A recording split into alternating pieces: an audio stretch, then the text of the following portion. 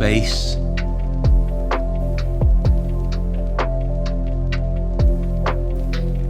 quiet times.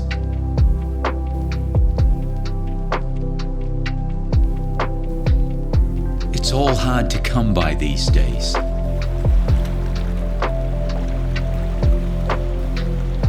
We hardly ever stop and settle into a moment of quietness. It may be wise to start adding more quiet spaces to our lives. I'm Dr. Wes, clinical psychologist, and I'm advocating for your well-being. Let's talk about the forgotten key to mental health: quiet. As I was leaving the gym this morning, I was heading towards the door and this super fit guy held the door open for me. And as he gripped the heavy glass door, his muscular arm was perfectly at my eye level. So I said to him, "Your arms are incredible. I wish I had them." Then I waited to see how he would respond to my compliment. There was nothing. No response whatsoever. And then I saw the reason why. He was wearing headphones and he was totally immersed in another world. I gave him a magnificent endorsement of his strength training efforts, but there was no quiet place in his life upon which that compliment could land. Now, by no means am I criticizing him, especially with those sculpted muscles, of which I'm slightly envious. But it just made me think how often I do the same. I put my headphones on and fill up the quiet spaces in my life with podcasts, interviews, late-breaking news, and all types of content that replaces the silence. And I'm not disparaging the practice of listening to thought-provoking conversations and monologues. I learn a lot from them. But sometimes I connect to content and have it running in the background. I'm actually not paying attention to it, but it seems to play a role. It fills up the quiet space, as if there's something about silence that I want to avoid. It got me thinking. Over the course of human history, we have less quiet time in our lives than ever before. We also have high rates of depression, anxiety, stress, and burnout. Could there be a correlation between the lack of quiet space in our lives and the heightened level of emotional and mental tension?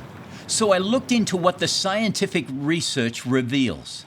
It leaves no doubt having quiet time in our life benefits us in the following ways.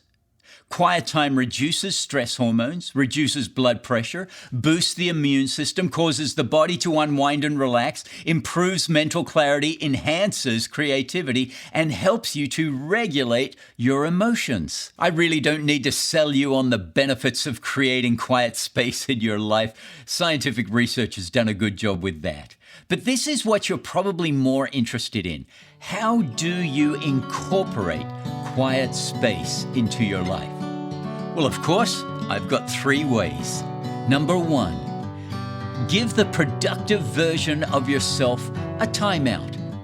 Sitting in a quiet place can be anxiety-producing if we are still under the influence of the get stuff done version of ourselves. As soon as we stop, create quiet space, our brain starts spooling up, thinking about all the things that need to be done. That utilitarian part of us will convince us that sitting around doing nothing is a complete waste of precious time when we could be checking things off our to-do list. British psychologist Sarah Monk says, silence is more than the absence of noise. Because we can go to a quiet place, a location of silent tranquility, and be absolutely hammered by our internal chatter. To create quiet space in your life, just tell your productive self to chill out for a while. That will help reduce the noise of internal chatter. So giving the productive version of yourself a timeout is a good start. Number 2, designate a place for quiet time. It really helps to have a place to go to that is not associated with work and productivity, a place that is associated with calm and silence. For me, I have one indoor place and several outdoor places. Here is my inside place. It's a chair in the corner. I don't sit in this chair to work, watch movies, or counsel people. It's purpose designated for quiet time. It's kind of a sacred chair. It's also an indicator. If I have not sat in the chair for a long time, it indicates that I may be losing some of my balance in my life. So if you want to create a quiet space in your life, designate a special place for it. Number 3. Don't take your digital device into your quiet place. Have you ever thought lately how quickly time is passing? Does it seem like the years are just flying by? Unless you're 7 years old, you probably feel like life is speeding up with every passing year. A big reason for this is that we fill every moment of our lives engaging information that highly stimulates our senses. Checking emails, texts, social media, reading up on the latest news, online shopping, it all just keeps us dynamically engaged. Participating in all this stimulation without break makes life zoom by very quickly.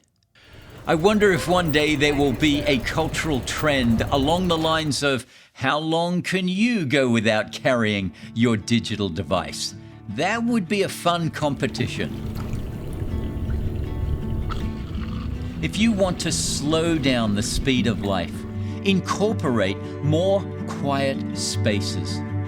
Free from digital distraction, space where you don't have your headphones on, space where you can let your body and mind unwind, space where there is room for peace to land upon you.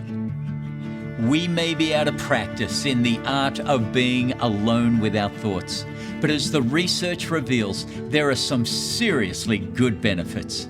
I think it's worth becoming proficient at creating quiet space. If you have any tips on what has worked for you, tell me in the comments. This could be good for all of us. I'm Dr. Wes. Here's to making life better.